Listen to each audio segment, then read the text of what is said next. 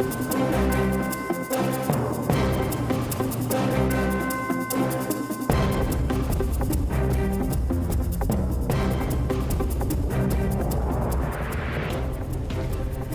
కేజ్రీవాల్ కేసులో కీలక పరిణామం చోటు చేసుకోనుంది. సుప్రీంకోర్టులో ఇవాళ కేజ్రీవాల్ కేసు మీద విచారణ జరగనుంది.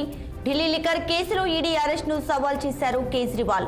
లిక్కర్ కేసులో మార్చి 21న ఢిల్లీ సీఎం అరవింద్ కేజ్రీవాల్ ను అరెస్ట్ చేసింది ఈడీ.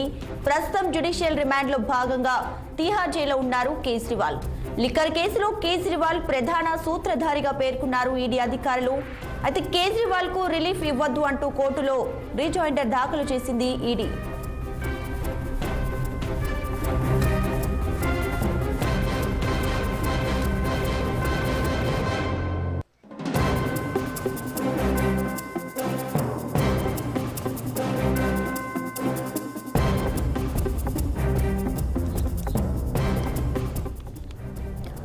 నేడు కేజ్రీవాల్ కేసులో కీలక పరిణామం చోటు చేసుకోనుంది. సుప్రీంకోర్టులో ఇవాళ కేజ్రీవాల్ కేసు మీద విచారణ జరగనుంది.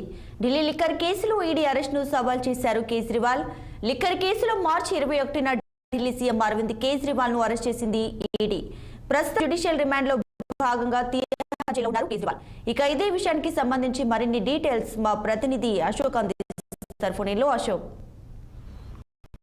ఇవాళ సుప్రీంకోర్టులో కేజ్రీవాల్ కేసు విచారణ జరుగుతుంది. లిక్కర్ కేసులో ఈడీ అరెస్ట్ ను సవాల్ చేస్తూ ఆయన సుప్రీంకోర్టులో పిటిషన్ దాఖలు చేశారు.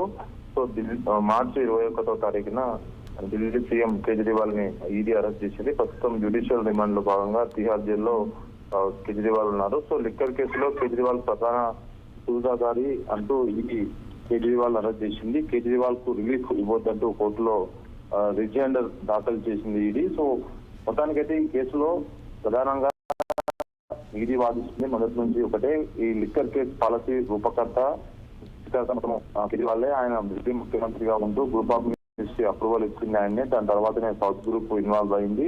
ఈ సౌత్ గ్రూప్ నుంచి 100 కోట్ల వ్యవహారము ప్రభుత్వ ఖజానాకు 3,000 కోట్ల పైగా నష్టం జరిగింది. సో ఈ వ్యవహారం అంతా కేజ్రీవాల్ కమిషన్లో జరిగింది కాబట్టి కేజ్రీవాల్ కి రిలీఫ్ వద్దు ఆయన ఇంకా విచారించాల్సిన అవసరం ఉంది. కేసులో ప్రధాన ముద్దాయి అతనే అంటూ ఈడీ భావిస్తుంది. మరోపక్క కేజ్రీవాల్ మాత్రము సో కేసు కావాలని రాజకీయ కక్ష సాధింపులో భాగంగా ఒక ముఖ్యమంత్రి ప్రజాప్రతినిధి ఉంటే నన్ను అక్రమంగా అరెస్ట్ చేశారంటూ కేజ్రీవాల్ భావిస్తున్నారు. సో మరి చూడాలి, ఈ రోజు ఆయన పిటిషన్ అయితే దాఖలు చేశారు. మరి దానిపైన సుప్రీంకోర్టు ఏ నిర్ణయం తీసుకుంటున్నారు.